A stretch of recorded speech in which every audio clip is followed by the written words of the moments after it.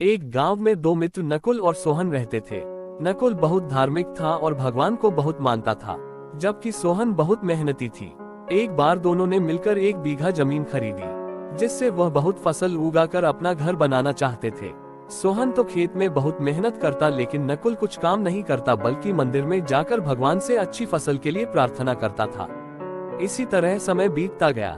कुछ समय बाद खेत की फसल पककर तैयार हो गई, जिसको दोनों ने बाजार ले जाकर बेच दिया और उनको अच्छा पैसा मिला।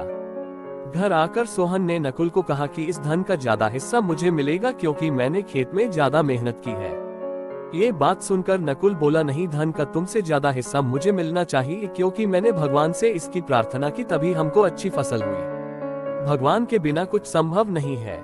जब वह दोनों इस बात को आपस में नहीं सुलझा सके तो धन के बंटवारे के लिए दोनों गांव के मुखिया के पास पहुंचे। मुखिया ने दोनों की सारी बात सुनकर उन दोनों को एक एक बोरा चावल का दिया, जिसमें कंकड़ मिले हुए थे।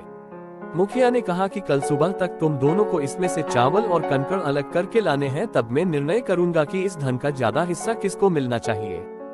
दोनों चावल की बोरी लेकर अपने घर चले गए। सोहन ने रात भर जागकर चावल और कंकड़ को अलग किया, लेकिन नकुल चावल की बोरी को लेकर मंदिर में गया और भगवान से चावल में से कंकड़ अलग करने की प्रार्थना की।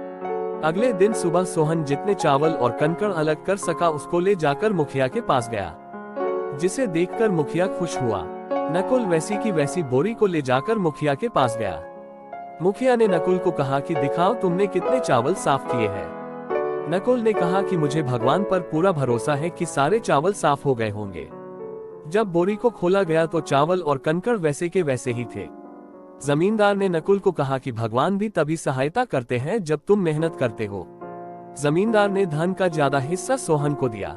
इसके बाद नकुल भी सोहन की तरह खेत में मेहनत करने लगा और अब की बार उनकी फसल पहले से भी अच्छी हुई। इस कहानी से हमें ये सीख मिलती है कि हमें कभी भी भगवान के भरोसे नहीं बैठना चाहिए। हमें सफलता प्राप्त करने के लिए मेहनत करनी चाहिए।